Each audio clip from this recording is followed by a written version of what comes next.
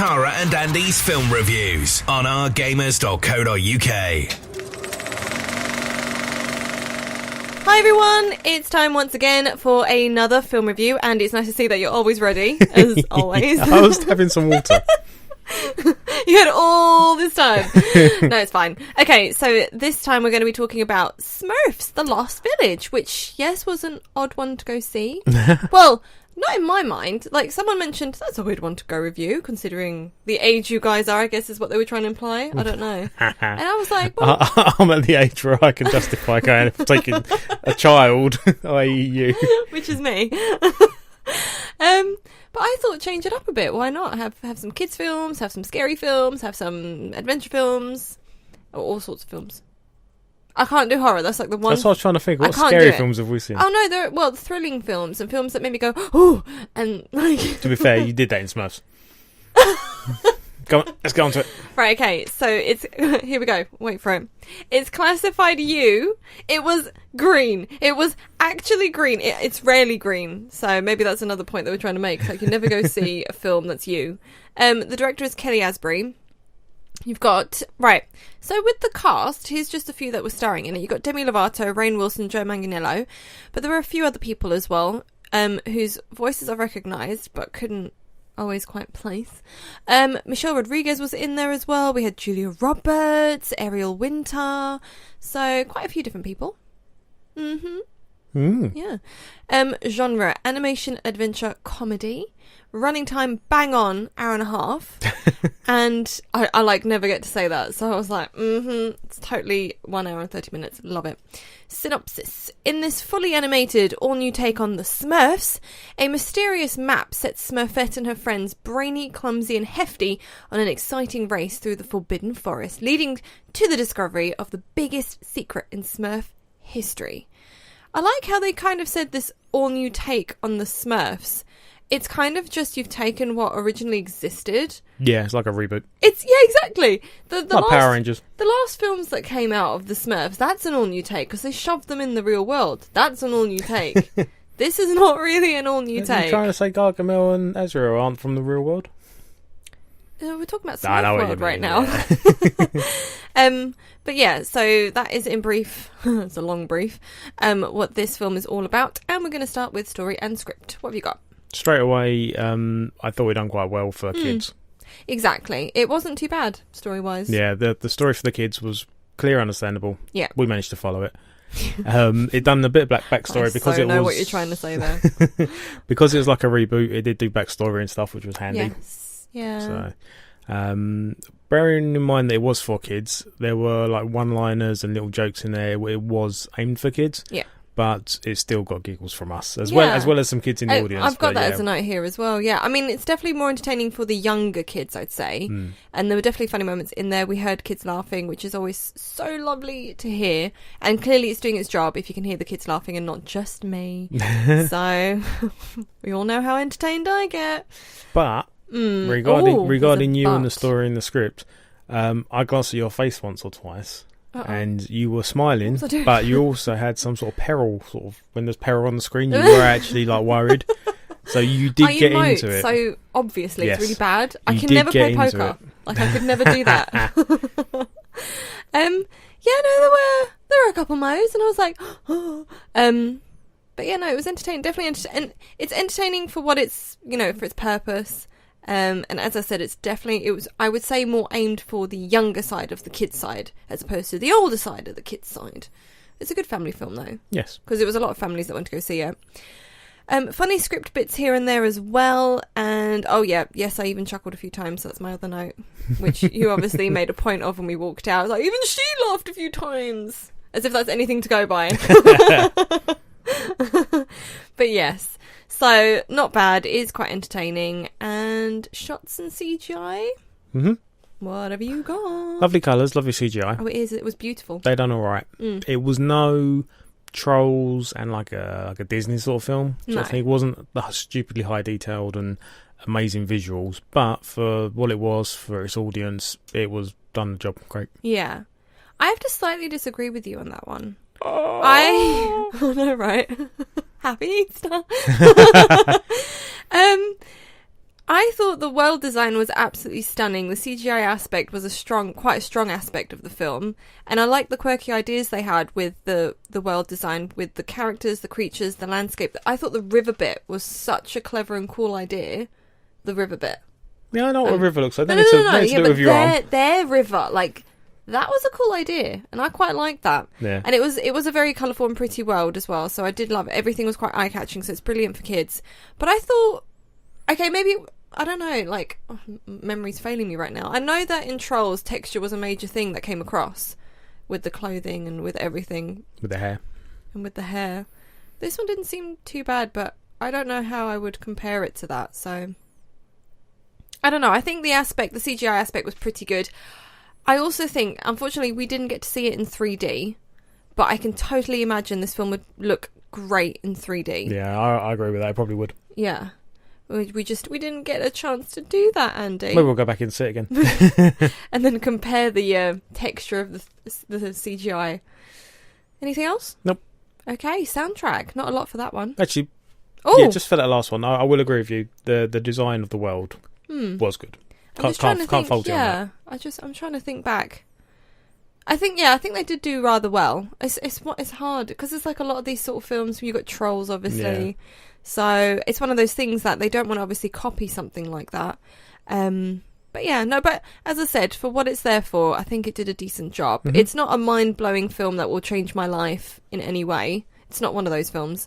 But it is a good entertaining film to bring the family. If you've got no plans over Easter, just go out and see this film. It's not a problem at all. Mm-hmm.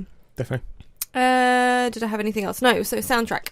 Good soundtrack. Mm-hmm. Both the sound like actual known songs and the score. Mm-hmm. I made one note about each, but they were both fine. Exactly. I never had any complaints, but I did make one weird note. Oh, you have a lot of buts today. Never expected to hear a Stevie Aoki track. I'd going to see Smurfs, proper kids film. No. I did not expect to hear that song. A good song, fitted completely. So I'm not complaining.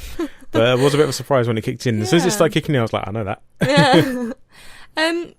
Good point. No, I actually bounced along to that one as well. As soon as it kicked in and I realised what it was, I'm like, oh yeah. Soundtrack again, I just wrote nice, good song choices for that one too. So, but nothing again too standy outy. Yeah, just no sing-alongs. No, not like Moana or anything like that. Bring that up again. No, but Trolls, for instance, if we were going to compare it to that film, they had a good, strong soundtrack, and they obviously had their own songs as well. And considering they have Demi Lovato, who's playing Smurfette, they had someone available who could sing, and they didn't do anything with that. Yeah. So I don't know. Looking at it like that, yeah, good point. I don't know if they were too afraid. They didn't want to make it too sing-alongy. They didn't maybe want to make it too much to look like Trolls. I don't know. But considering they've casted someone as Demi Lovato as the lead female, and it's a kiddies film, and I just don't think there was enough used there in regards to... It might be along the lines of that maybe she is owned by someone else and couldn't use her singing in a Sony film. Then get someone else who can. It's a kids film, and I just don't think there was... They had these songs. They had obviously the one you mentioned. They had I'm Blue Dubba Dee Dubba Die, which is what you would expect. That belonged to that as well. Yeah. that belonged to the Smurfs. Absolutely. But actual, like, their own songs didn't really... Did they have any?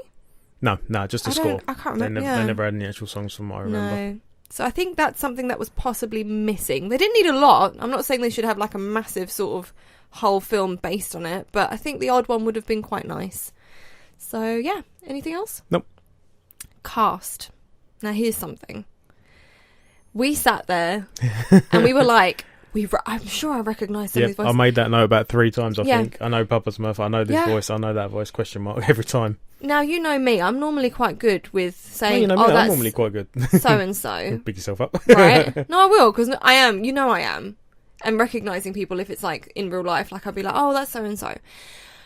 And we both sat there and we were like, I recognise the voices, but it's not memorable, like I don't know who. And that's like the first time both of us were stumped. So for some reason, we just could not place the voices, which is bizarre. Michelle Rodriguez was the only one, because she's got that distinct husky voice. Yeah. But everyone else, it really annoyed me, because it's like, I know that voice, but who is it? Yep. So they were recognised voices, but they were not memorable, which was a bit of a shame. So I don't know if it's a weak cast or a weak script, something that didn't really come across. Do you know what I mean? No, I agree. So I don't know. There's something the voice. I didn't really have complaints about the voices as such. No, I don't either. But it's a bit odd that we didn't recognise any. Do you know what I mean? Especially when we knew that we knew them from somewhere and we couldn't place them. So that's a bit of a weird thing for both of us. Or maybe we're just having an off week. Maybe. But do we have any other comments about the cast? Don't believe so. No? Good. Characters, or just maybe quickly characters, because we haven't really mentioned characters. I thought the characters actually, were I do have one note about cast, sorry. Oh, go for it. I gave you a chance, actually, no. I debate putting this under story, but I think it's more cast. I actually felt sad at one point during the film. And I put that down to the characters' design and the emotion they portrayed, rather than like the CGI and stuff like that. Oh, yes. And the voices along the lines of it sort of thing. So yeah, I'll put that under cast and characters. They've done a good voice and did convey emotion quite well for Smurfs. Yeah. Yes. Yes, indeed. Okay, we're kind of wrapping up pretty soon here, Andy. Yeah, I know, right? Randoms. I haven't actually got any.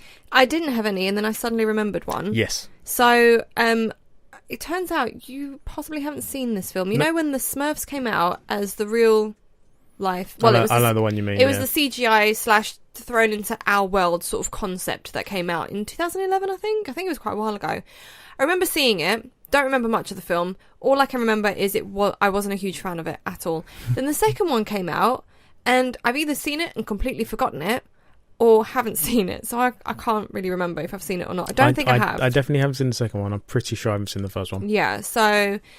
but all I want to say, randoms-wise, is that this Smurfs, in my mind, was better than the real-life adaptation version, because...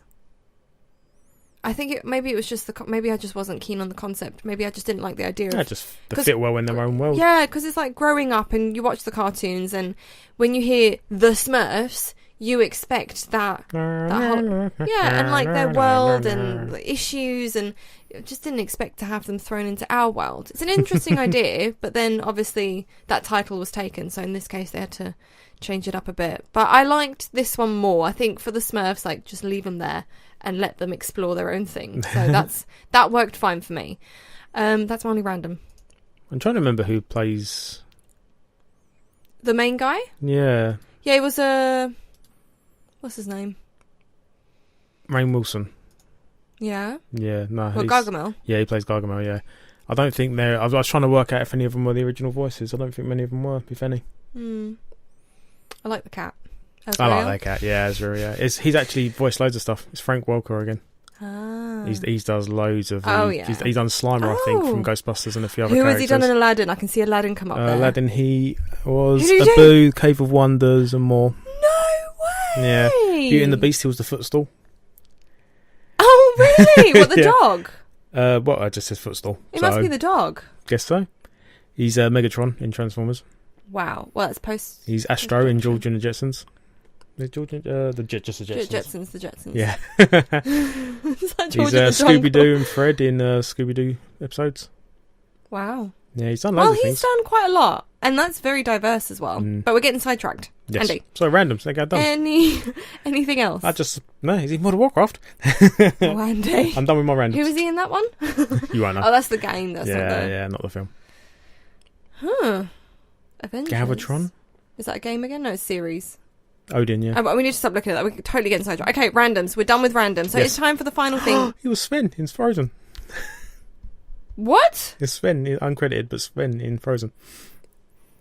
How on earth? Someone has to make the noises. So he does a lot of... He's done Abu, which is a monkey. He's been a footstool, which is a dog. He was Nibbler in Futurama, which is just a little squeaky noise. Oh, you make. What kind of show... Can you imagine the show reel that you got to send off for that sort of thing? Like, what would you... I just realised how small this scroll bar is on the side. He's been in so much. Oh, wow. Look, right. Yeah, that's going to take too long. Yeah, go all the way down. Let's see when it started. Hold on, a bit Come quicker. on. Come on. This is a really long scroll bar. No pressure? When did it start? 69. Whoa. 69 is his first credit. So you were slightly around. Scooby-Doo, Where Are You? 70. 69, 70. Scooby-Doo, where are you? What did you do? Fred, cat, elephant. He was a cat and elephant. No Fred. surprise. Fred. He's not Fred's ascot, no. Okay. And on that note, rating. Rating, Andy. What do you want to give it? I want to give it a 5, but I think I'm going to give it a 6. Okay, that's I think fair. It doesn't deserve more than a 6. No. But I don't think I can justify 5. No, exactly. I enjoyed it. I would happily watch this again sometime. Yeah. Probably. It's one of those films, again, you can easily... It's good for all the family just to pop it on. It's one of those films you can pop on in the background while you get bits and bobs done. It's one of those things, again, it's a feel-good factor, but it's nothing outstanding. It had a really nice look to it. It's fun and funny. Yes, I even giggled a few times. I think a few moments were cringy. I can't quite remember. I want to say some of them were like, so bad. It entertains, but I wouldn't rank it higher than Trolls, for instance, if I did have to compare it to a film. Like, Trolls was a really good film. And let's not even go to Moana or Beauty and the Beast. Let's not even let's not go there. But the rating I'm going to give it is a 6, because I wouldn't go lower, I wouldn't go higher. And if your kids are bored, it is still a decent film to go see. So by all means.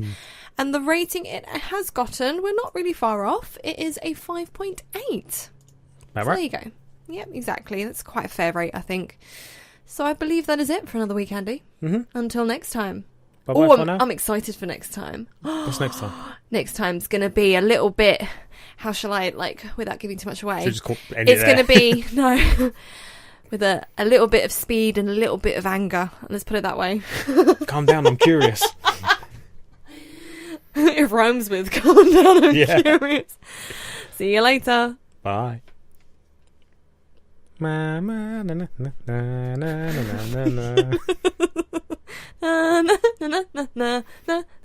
na na. Thanks to Cineworld Festival Leisure Park Basildon for the best experience around.